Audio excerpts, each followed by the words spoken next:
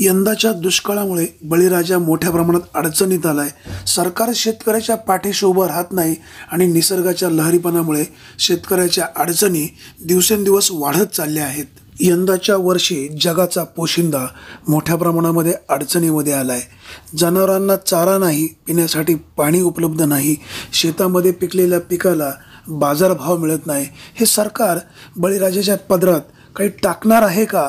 ह्या जगाच्या पोशिंद्याला जर ह्या सरकारने असंच वाऱ्यावर सोडलं तर हा बळीराजा ह्या सरकारला सत्तेवरनं खाली खेचल्याशिवाय राहणार नाही। जुन्नरच्या आदिवासी भागामध्ये यंदा पाऊस कमी पडल्यामुळे भात पिकाचे नुकसान मोठ्या प्रमाणात झाले।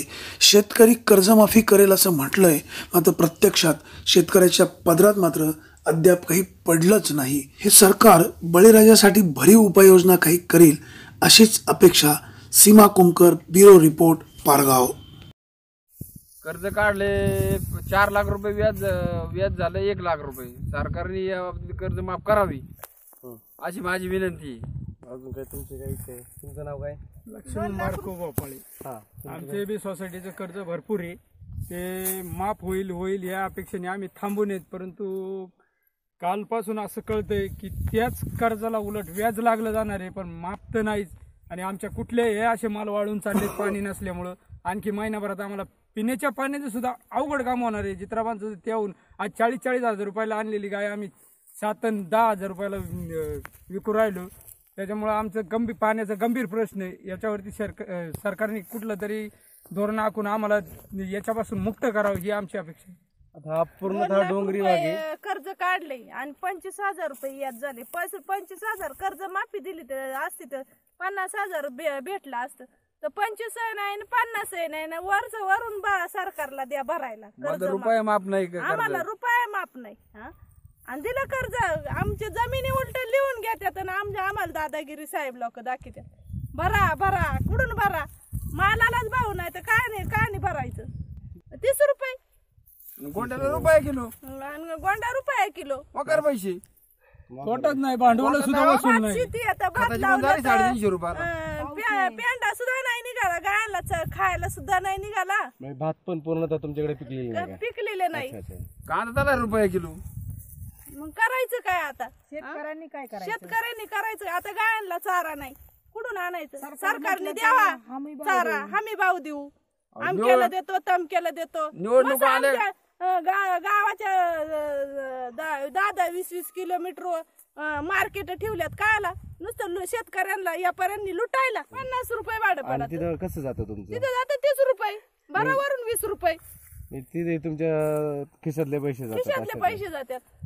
हा पूर्णतः डोंगरी भाग आहे, तिन्ही बाजूनी या गावाला डोंगर आहे, इथं पाणी येण्याची कुठून अशी हे नाहीच आहे। हा त्यांचं शेतकऱ्यांचं म्हणणे असं आहे की हे गाव हे दुष्काळग्रस्त करावा आणि थोडं काय त्यांच्या मागणीत त्यांची सोसायटी वगैरे काय थकीत आहेत। आता मालालाच भाव नाही तर ते पाणी नाही, मालाला भाव नाही, पैसे कुठून देणार ना? कर्ज माफ करावा। आता निवडणूक आल्या तर सुटली वळवळ, द्या आम्हाला निवडून, आमक्याला बाजार 2019 बाजार पेट्रोलचे बाजार 100 रुपये येऊन घातले होते, आता गप खाली आले। निवडणूक बाजार आले 800-900 रुपये लागत म्हणते सरकार। जर एका घरातली जर 5 ते 6 माणसं जर असली, त्या गॅसची टाकी जर महिन्याला 800 रुपयाची गेली तर अशी शेतकऱ्याला कमाई काय सांगा ना तुम्ही? आणि चौकून डोंगर, पाणी येत नाही, डोंगराला वनीकरण खातं म्हणते कुठं झाडं नाही तोडायची, नाही तोडती, मग आता गॅसला एवढा बाजार। सह्याद्रीच्या पर्वत रांगांमध्ये हा हाटकेश्वराचा इथं तीर्थक्षेत्र आहे। त्या डोंगरी भागामध्ये काहीतरी सरकारने अनुदान दिलं पाहिजे, यांना थोडीशी सूट सवलत दिली पाहिजे, या गोरगरिबांकडे जराशी थोडंसं लक्ष दिलं पाहिजे। काहीच नाही कसं जुन्नर तालुक्यामध्ये हे आलमे गाव असं आहे का डोंगरी भागामध्ये बसलेले, गावात 65% ठाकर समाज आहे। तसं आमचं गाव आदिवासीच व्हायला पाहिजे। 65% आदिवासी समाज आहे, त्यात पाणी नाही, कुठल्या पद्धतीचं इन्कम नाही. बोर वगैरे घेतले असतील ना माझे स्वतःचे 11 बोर आहेत. आज फक्त पिण्यापुरतं पाणी निघते. स्वतःचे 11 बोर घेतलेले आहेत. एका बोरला पाणी एका बोरला पाणी पिण्यापुरतं निघते.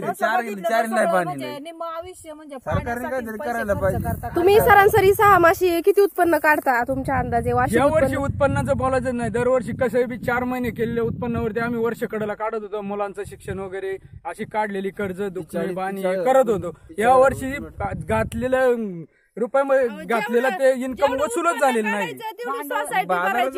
आणि खत औषध याला मात्र टॅक्स लागून उलट किमती वाढल्या गेल्या, परंतु कमी नाही. त्याच्यामुळे शेतकऱ्याला या शेतामध्ये आज परवडतच नाही काही. एक खताची गुण 1200 1400 1500 रुपयाला खताची गुण. मग काय करायचं? पर्याय काय? आत्मशिवाय पर्याय नाही इथं. एक जर उपाय केला तर भुयार जर पाडलं, जर हे 4 ते 5 गावं सगळी वलीच्या खाली दिली, पाण्याखाली दिली, एवढं भुयार जर पाडून दिले सरकारने तर त्याचा आभार मानेन मी, फडणवीस सरकारचा.